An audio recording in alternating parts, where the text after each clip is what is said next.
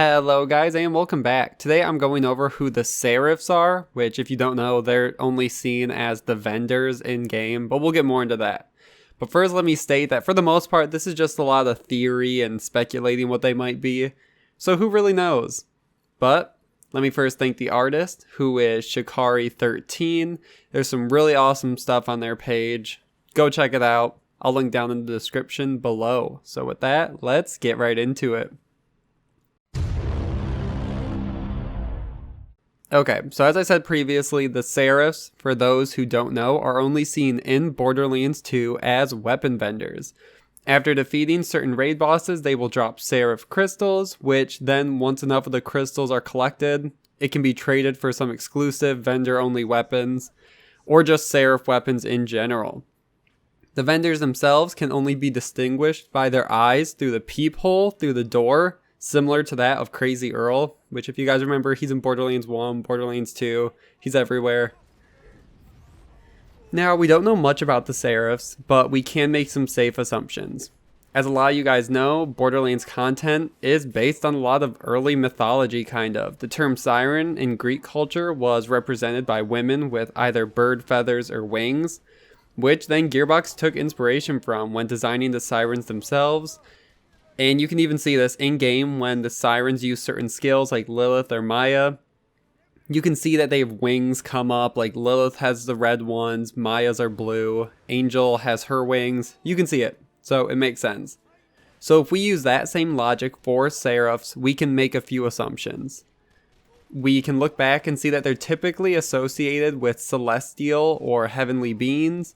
They have been described as six-winged beings, but having human characteristics. There are also those who connect the word to an underlying theme of fire or heat. But, you know, who knows if Gearbox will actually use all those underlying meanings.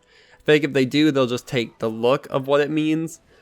Like six wings, they'll take that, but they won't take all the hidden meanings behind it. Now, the idea of wings is similar to that already established of sirens, but a few ways they could differentiate the two is by making the Seraphs not human-like creatures at all, like very distinct aliens, like the Iridians almost. There's a bunch of different ways they could do it. Sirens already have a kind of weird relationship with the Iridians and Iridium itself, so maybe Seraphs could draw power from the Seraph crystals, or draw powers from a different set of aliens. There are endless possibilities of what they could do with this. But something else that we learn about them comes from the Seraph weapons and relics themselves. Now, if you know, a lot of the weapons are just named whatever. There's the Florentine, so many other things like that, where they're just given a name. But some are named after the creatures themselves, which can lead to some clues about the future of the Seraphs. The Blood of the Seraphs relic, the red text reads, "The power courses through you." Might of the Seraphs says, quote, "Become the unstoppable force." The Seraphim assault rifle red text reads, "Holy, holy, holy." But those are kind of worth mentioning. They give you an idea of just the power and fire and holy. But the most important one is the breath of the Seraphs, which reads, quote, "Their return is to be feared."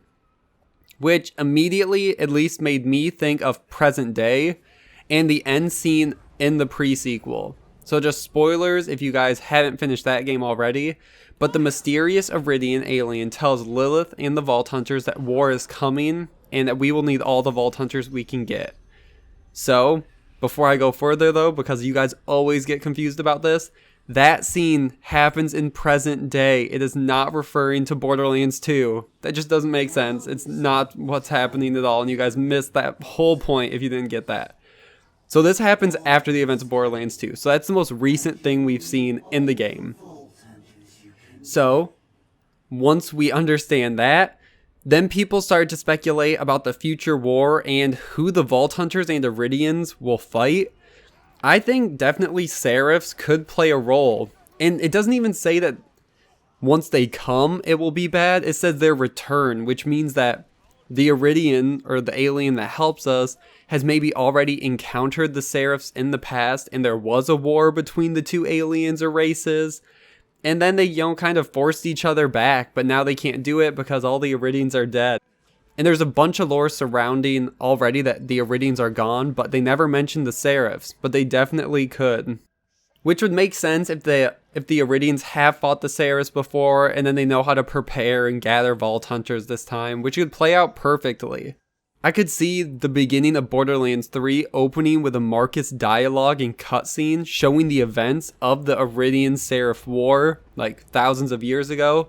And then the game picks up right after the events of the scene in the pre-sequel with all the Vault Hunters gathered, and the Iridian is explaining that story, that yes, I fought them before, and now we need to gather together if we want to hold them back again. But that's just what I think. Let me know what you guys think down below. Is it all just a coincidence that the Seraph Relic says their return is to be feared, and that the last thing we hear in the pre-sequel is that a war is coming? Do you want to see the lore of the Seraphs expanded in Borderlands 3, or should they just be forgotten and scrapped altogether? Let me know all your thoughts. Thank you guys so much for watching. Like, comment, subscribe, and see you guys in the next one.